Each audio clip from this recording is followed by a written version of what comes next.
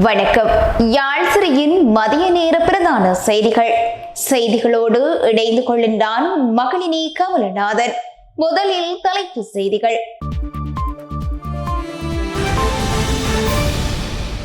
செம்மணி மனித புதைக்குழியில் கண்டெடுக்கப்பட்டுள்ள குழந்தைகளின் எலும்புகள், 2ஆம் கட்ட அகழ்வில் வெளிவரப்போகும் உண்மைகள். பயங்கரவாத தடுப்பு சட்டத்தை ரத்து செய்ய வேண்டும், மனித உரிமைகளுக்கான உயர்ஸ்தானிகர் அதிரடி. அனிரவுக்கு அடுத்தடுத்து எழும் சிக்கல்கள், ஐநா நாடுகள் மனித உரிமைகள் உயர்ஸ்தானிகர் சந்திப்பில் பேசப்பட்ட தமிழ் மக்கள் விவகாரங்கள். 700 வங்கிகளில் சைபர் குற்றவாளிகள் நடத்திய மோசடி, மக்களின் தனிப்பட்ட ஆவணங்கள் பயன்படுத்தியுள்ளது கண்டுபிடிப்பு. அமெரிக்காவுடன் எந்தவித பேச்சுவார்த்தையும் இல்லை என ஈரான் திட்டவட்டம். இனி நடக்கப் போவது என்ன? தொடர்பான விரிவான செய்திகள். செம்மணி மனித புதைக்குழியில் 2ஆம் கட்ட அகழ்வு பணிகள் நேற்று மீண்டும் ஆரம்பமான நிலையில் சிறு குழந்தைகளின் 80 தொகுதிகள் அடையாளம் காணப்பட்டுள்ளன. யாழ்ப்பாணம் செம்மணி சிந்துபாத்தி இந்து மயானத்தில் உள்ள மனித புதைக்குழியின் 2ஆம் கட்ட அகழ்வு பணிகள் நேற்று தொடர்ந்த நிலையில் குழந்தையின் எலும்புக்கூடு தொகுதி உட்பட 3 புதிய மனித எலும்புக்கூட்டு தொகுதிகள் புதிதாக அடையாளம் காணப்பட்டுள்ளன. இதன் மூலம் செம்மணி மனித புதைக்குழியில் இதுவரை அடையாளம் காணப்பட்ட மொத்த மனித எலும்புக்கூட்டு தொகுதிகளின் எண்ணிக்கை 22ஆக அதிகரித்துள்ளது. இந்த நிலையில் யாழ்ப்பாணத்துக்கு விஜயம் மேற்கொண்ட ஐநா மனித உரிமைகள் உயர்ஸ்தானிகர் வோல்கர் டர்க் செம்மணி மனித புதைக்குழியை நேரில் பார்வையிட்டிருந்தமை குறிப்பிடத்தக்கது. இலங்கைக்கான தனது விஜயத்தை மேற்கொண்டுள்ள ஐக்கிய நாடுகள் மனித உரிமைகள் உயர்ஸ்தானிகர் வோல்கர் டர்க் நேற்று பிற்பகல் ஜனாதிபதி செயலகத்தில் ஜனாதிபதி அனுரகுமார திசாநாயக்கவை சந்தித்துள்ளார். இந்த சந்தர்ப்பத்தில் இலங்கையில் பேசிய ஒற்றுமை, நல்லிணக்கம் மற்றும் மனித உரிமைகளை பாதுகாப்பதற்கான ஜனாதிபதி அனுரகுமார திசாநாயக்க தலைமையிலான அரசாங்கத்தின் முயற்சிகளுக்கு தனது முழு ஆதரவையும் வோல்கர் டர்க் தெரிவித்துள்ளார். இலங்கையில் தற்போது இடம்பெற்று வரும் புதிய அரசியல் மற்றும் சமூக மாற்றத்தை பாராட்டிய உயர்ஸ்தானிகர் வடக்கு மற்றும் தெற்கில் உள்ள அனைத்து மக்களும் தற்போதைய ஜனாதிபதி மற்றும் அரசாங்கத்தின் மீது மிகுந்த நம்பிக்கை கொண்டுள்ளதாக குறிப்பிட்டுள்ளார். தனது இலங்கை விஜயத்தின் போது இந்த புதிய மாற்றம் குறித்து தெளிவான புரிதலை பெற முடிந்ததாகவும் நாட்டில் அனைத்து மக்களும் சிறந்த எதிர்காலத்துக்கான புதிய நம்பிக்கைகளை கொண்டுள்ளனர் என்று நம்புவதாகவும் குறிப்பிட்டுள்ளார். சந்திப்பின் போது காணாமல் போனோர் தொடர்பான பிரச்சினை குறித்தும் கவனம் செலுத்தப்பட்டது. வடக்கு மற்றும் தெற்கில் காணாமல் போனவர்களின் உறவினர்களின் வேதனைகள் ஒரே மாதிரியானவை என்றும் அவர்கள் அரசாங்கத்தின் மீது வைத்திருக்கும் நம்பிக்கைகள் நிறைவேறும் என்றும் ஐக்கிய நாடுகள் சபையின் மனித உரிமைகள் ஆணையாளர் அலுவலகம் எதிர்பார்ப்பதாகவும் உயர்ஸ்தானிகர் தெரிவித்துள்ளார். தற்போதைய அரசியல் கலாச்சாரம் காரணமாக மக்களின் எதிர்பார்ப்புகள் மற்றும் அவர்களின் உரிமைகள் குறித்து சம்பந்தப்பட்ட நிறுவனங்கள் செயல்பட தவறியுள்ளதால் காணாமல் போனவர்களின் பிரச்சினையை தீர்ப்பதற்கான நிறுவன கட்டமைப்பை வலுப்படுத்தி மறுசீரமைக்க வேண்டியதன் அவசியம் தொடர்பாகவும் ஆராயப்பட்டது. இங்கு கருத்து தெரிவித்த ஜனாதிபதி அனுரகுமார திசாநாயக்க காணாமலாக்கப்பட்டவர்கள் தொடர்பான பிரச்சினையை அனுபவ ரீதியாக எதிர்கொண்ட ஒரு அரசியல் இயக்கமாக தனக்கு அது தொடர்பான புரிதல் இருப்பதாகவும் தெரிவித்தார். நாட்டில் தேசிய ஒற்றுமை மற்றும் நல்லிணக்கத்தை உறுதி செய்வதற்கும் மனித உரிமைகளை பாதுகாக்க தேவையான சீர்திருத்தங்களை செயல்படுத்துவதற்கும் தனது அரசாங்கம் உறுதி பூண்டுள்ளது என்றும் ஜனாதிபதி சுட்டிக்காட்டினார். நாட்டில் பொருளாதார விஸ்திரத்தன்மையை ஏற்படுத்துவதே தற்போதைய நிலைமையில் அரசாங்கத்தின் பிரதான நோக்கம் என்றும் குறிப்பிட்ட ஜனாதிபதி அனுரகுமார திசாநாயக்க சவால்களை நன்கு புரிந்து கொண்டு அந்த நோக்கத்துக்காக உறுதி பூண்டுள்ளதாகவும் சர்வதேச அளவில் அனைவரின் ஆதரவையும் எதிர்பார்ப்பதாகவும் கூறினார். இலங்கையில் இந்த உண்மையான நிலையை உலகுக்கு கொண்டு செல்வதன் மூலம் சர்வதேச அளவில் இலங்கையின் நற்பெயரை மேம்படுத்துவதற்கு ஐக்கிய நாடுகள் சபையின் மனித உரிமைகள் ஆணையாளர் அலுவலகம் உள்ளிட்ட சர்வதேச அமைப்புகளின் ஆதரவு அவசியம் என்று ஜனாதிபதி வலியுறுத்தினார்.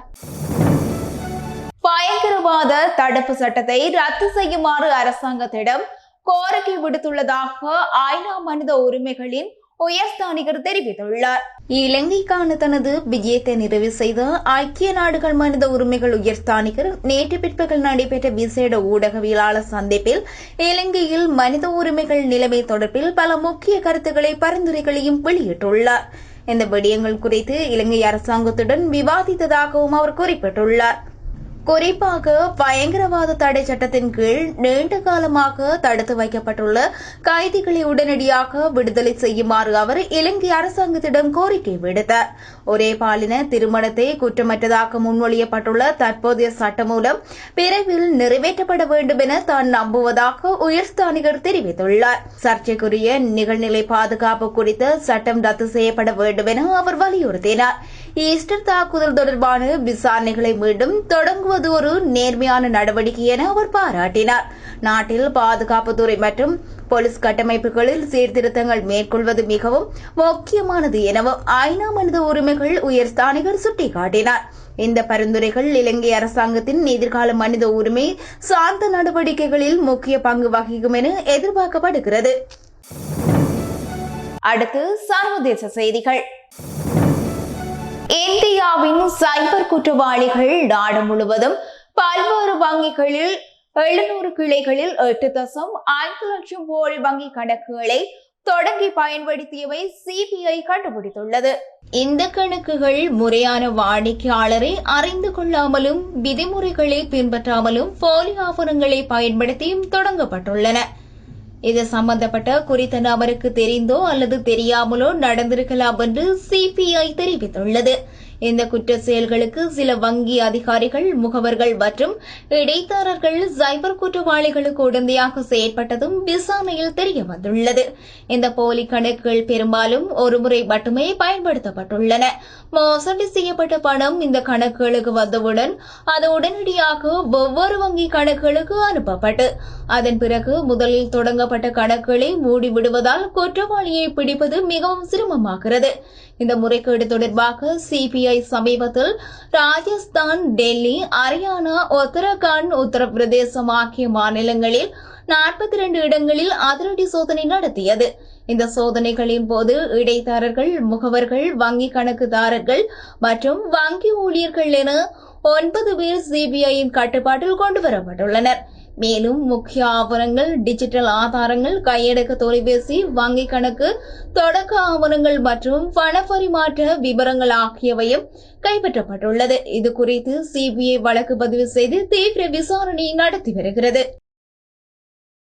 அணு ஆயுதங்கள் தொடர்பாக அமெரிக்காவுடன் எந்தவித பேச்சுவார்த்தையும் இல்லை என ஈரான் திட்டவட்டமாக தெரிவித்துள்ளது. அடுத்த வாரம் பேச்சுவார்த்தை நடத்த திட்டமிட்டுள்ளதாக அமெரிக்க அதிபர் டொனால்ட் ட்ரம்ப் தெரிவித்த கருத்தை ஈரான் வெளியுறவு அமைச்சர் திட்டவட்டமாக மறுத்துள்ளார். அமெரிக்காவுடன் மீண்டும் பேச்சுவார்த்தை நடத்துவது தங்களது நலன்களுக்கு உதவுமா என்பதை ஈரான் இன்னும் ஆராய்ந்து வருவதாக ஈரான் வெளியுறவு அமைச்சர் தெரிவித்துள்ளார். குறிப்பாக அமெரிக்கா மற்றும் இஸ்ரேல் ஈரான் அணுசக்தி வசதிகள் மீது நடத்திய தாக்குதல்களுக்கு பிறகு 5 சுற்று பேச்சுவார்த்தைகள் தடைப்பட்ட நிலையில் எந்த மதிப்பீடு நடைபெற்று வருவதாக அவர் குறிப்பிட்டுள்ளார். ஈரானின் அணுசக்தி திட்டம் முழுக்க முழுக்க சிவில் நோக்கங்களுக்காகவே என்றும் அரக்ஷி மீண்டும் வலியுறுத்தினார். அமெரிக்கா மற்றும் இஸ்ரேல் நடத்திய தாக்குதல்கள் கணிசமான சேதத்தை ஏற்படுத்தியதை ஒப்புக்கொண்டுள்ளார். இந்த தாக்குதல் ஈரானின் அணு ஆயுத திறனை கட்டுப்படுத்தும் நோக்கில் நடத்தப்பட்டதாக அமெரிக்காவும் இஸ்ரேலும் கூறி வருகின்றது. முன்னதாக புதன்கிழமை நேட்டோ உச்சி மாநாட்டில் பேசிய அமெரிக்க அதிபர் ட்ரம்ப் அமெரிக்கா மற்றும் ஈரான் அடுத்த வாரம் சந்திக்கும் என்று தெரிவித்திருந்தார். மேலும் ஈரான் அணுசக்தி தளங்கள் மீதான பென்டகன் தாக்குதல் வெற்றி பெற்றதாகவும் அவர் கூறியிருந்தார். இதற்கிடையே அமெரிக்கா வெளியுறவுத்துறை செயலாளர் மார்க்கோ ரூபியோ ஈரான் மீது ஆயுதங்களை பெறுவதை தடுக்க அமெரிக்கா முயன்று வருவதாகவும் ஆட்சி மாற்றம் என்பது ஒரு சாத்தியமான விளைவு என்றும் தெரிவித்தார். இது ஈரானின் எதிர்வினைக்கு காரணமாக அமைந்துள்ளது. இரு நாடுகளுக்கும் இடையே இந்த அணுசக்தி பதற்றம் தொடர்ந்து நீடித்து வருகிறது. இத்துடன் யாழ்சரியின் மதிய நேர பிரதான செய்திகள் நிறைவடைகின்றது. உடனுக்குடன் செய்திகளை அறிந்து கொள்ள யாழ்சரி மீடியா இணையதளத்துக்கு பிரவேசியுங்கள்.